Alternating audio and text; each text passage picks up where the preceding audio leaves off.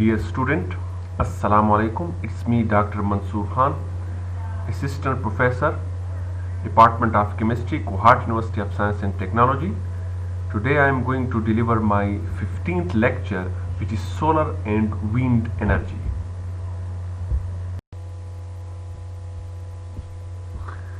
This slide shows the outline of today's lecture, which will cover brief introduction to solar energy, passive solar energy, active solar energy, introduction to wind energy, and finally advantages and disadvantages of the windmills. So these are the outlines that we will discuss in our today's lecture. Now the question arises, what is a solar energy? Radiation energy which is produced by the sun and comes to the ground, this energy is called solar energy. It is clean and renewable source of energy.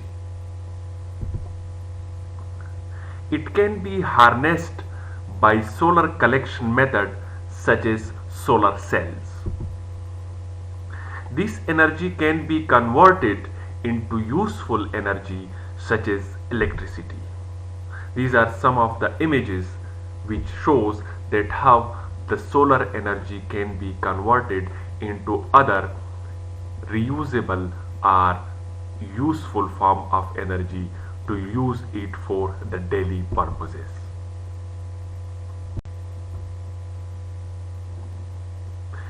Now, energy from the sun is abundant. The earth receives 176 petawatt incoming solar radiation. So it is a high amount of energy which the earth receives in the form of radiation from the sun. Solar power system could meet the world current total energy demand. So it is enough amount of energy that it can fulfill all the requirement of the man on the earth's surface. This is a diagram which shows that how the solar radiation come to the earth's surface. Now it is solar energy can be used in two ways. One is passive solar energy, in which we use directly the solar energy by using heating, lighting, drying and for ventilation purposes. The second form is active solar energy, conversion of the solar energy into useful form of energy, for example electricity, by using some special instrument. The first one is passive solar energy, that how the energy can be directly used for daily purposes. So the first one is architecture and urban planning. For example, green building concepts. So the green building concepts are included in passive solar energy, that how urban planning and architecture can be used, or how the passive solar energy can be used for architecture and urban planning. So greenhouse building is one of the example of architecture and urban planning. The second one is agriculture and horticulture. It includes technique such as plantation cycles. So plantation cycles is basically the example of agriculture and horticulture, which is also a passive solar form of energy. The third one is solar lightning. Day lightning and hybrid solar lightning are included into it. And the third and the last one is solar thermal. It includes water heating, and cooking. So these are some of the form in which we use the solar energy in the form of passive solar energy form. The second one is, which is the most important one nowadays, is active solar energy form. In this case, we harness the power to generate electricity. Number A, solar thermal energy. In this case, we heat up liquid to make steam in order to generate electricity. This is the images in which we concentrate the solar radiation on a cotton piece using magnifying glass. So it is one of the form of solar thermal energy which is used for useful purposes. For example, to convert the liquid into steam to generate electricity. It is also one of the experiment which we were used, in which the concentrated reflected light is used to heat up the liquid which is present in the container. And this is basically the solar power plant which is used for electricity. Now, the active solar energy, we use it in the form of photovoltaic method. Now, what is solar cells? Solar cells are devices that convert light energy into electricity.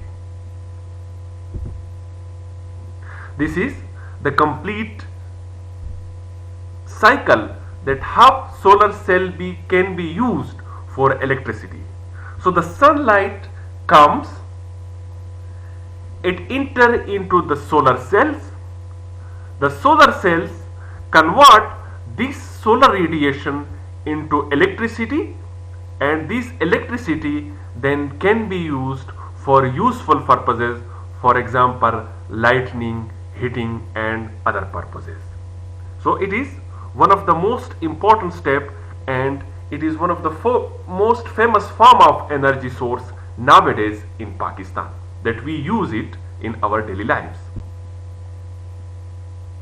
This slide shows the advantages of solar energy.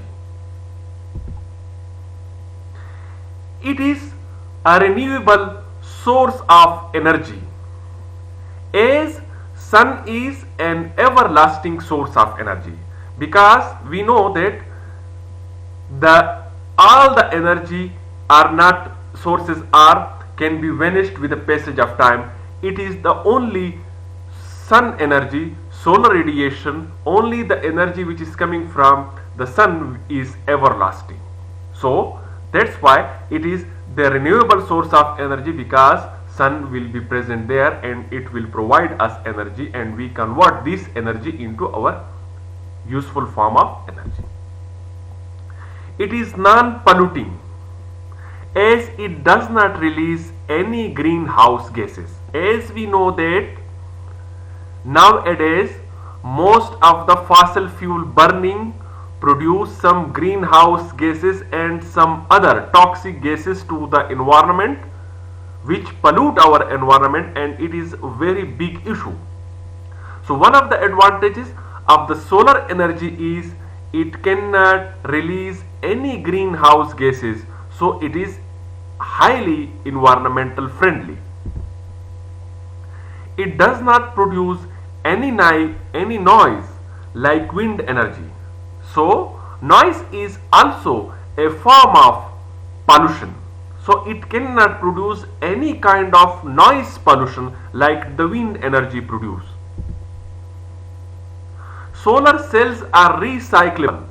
So you can use solar energy in a recyclable form. You can use it and then again you can recharge it and then you can use it for again and again. Solar energy is uniformly distributed all over the earth. This is one of the biggest advantages, that the solar energy is uniformly distributed all over the world.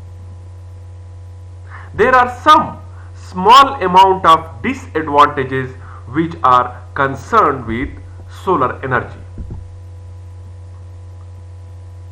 One of the biggest disadvantages of solar energy is it is highly diffuse. I need special collector to make it efficient. So it is little bit expensive, because the special collector are little bit expensive to make it more efficient. We cannot use the sun radiation directly because they are diffuse. So for this purpose we will use a special collector which convert the solar energy into special form of energy. The efficiency of solar cell is very less. Generate only about 45 milliwatts per square inch. So as compared to the other form of energy, the efficiency is very low. Solar energy is not available at night. Therefore, we need special storage facility that store the solar radiation during daytime, and then we can use it at night time as well. So we cannot use it at night time because no solar radiation is available at night time, so we cannot use it at night time. So it is one of the biggest disadvantage of solar radiation. Solar cells are very expensive as compared to the other form of energy. As compared to the fossil fuels, it is expensive. And another biggest disadvantages of the solar radiation is, in some solar cell we use cadmium telluride, which produce cadmium, which is highly toxic and pollute our ecosystem. The second part of today's lecture is wind energy and wind power. What is wind energy and wind power? In layman language, air in motion is called wind. All renewable energy except tidal and geothermal comes from sun. Earth receives 1.74 into 10 raised to the power 17 watt of power per hour from the sun. About 1 to 2% of this energy is converted into wind.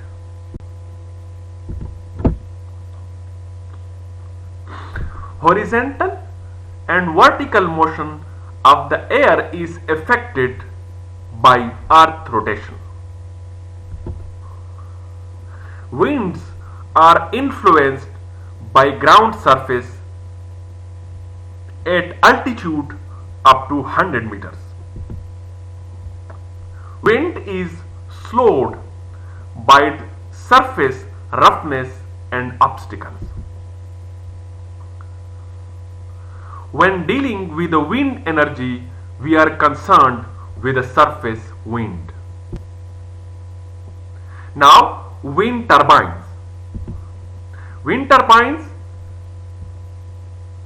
are basically apparatus that convert the wind energy into other usable form of energy. So, a wind turbine obtains obtain its power from the wind and convert it into torque.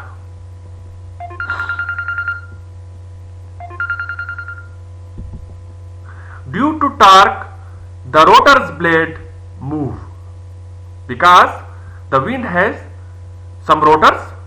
When the wind energy strike these rotors, it produces torque. The movement of the rotors depends upon density of air, rotor area and wind speed. So, establishing a wind turbine, we should keep in mind density of the air, area of the rotor and wind speed, because these influence the power of the windmills. The kinetic energy of the moving body is proportional to its mass. Most common turbines are with 3 blade system. So this is the image that how the windmills, a wind turbine look like. The next important thing in wind energy is windmill design. A windmill capture wind and convert it into electricity. The design of the windmill is the important part of how efficient it will be. While designing of the windmill, one must decide the size of the turbine and generator. So this is the image of the windmill that convert the wind energy into usable form of energy. Orientation is also important in designing the windmill. So based on orientation, turbines can be categorized into vertical axis and horizontal axis. Now the first one is vertical axis. Vertical axis has certain advantages, like it is omnidirectional, accept wind from all directions. Component can be mounted at ground level. Theoretically need less material to capture the same amount of wind. These are some of the images of vertical axis windmills.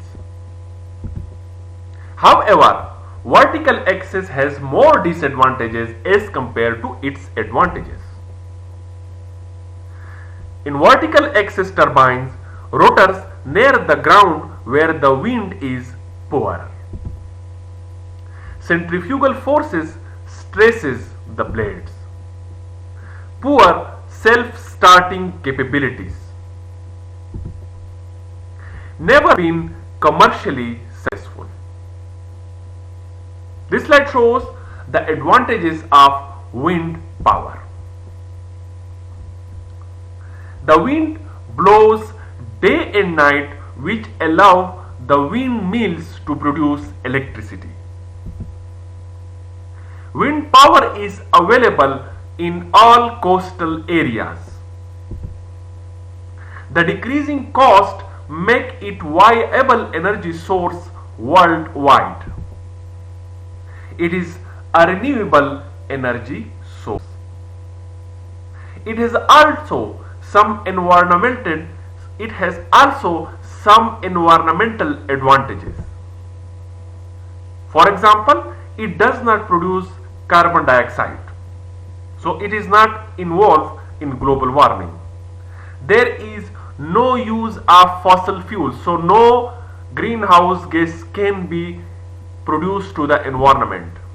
95% of the land where the windmills are installed can be used for farming purposes. Modern turbines are relatively quiet. Thanks for your patience.